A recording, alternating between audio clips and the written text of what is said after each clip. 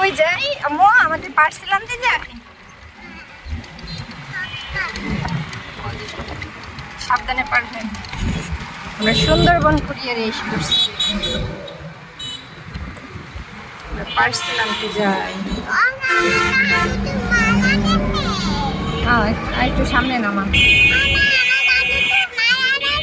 না কেন তুমি কি কথা বলো পচা কথা বলো কেন সোজা হাঁটো হাঁটতে থাকো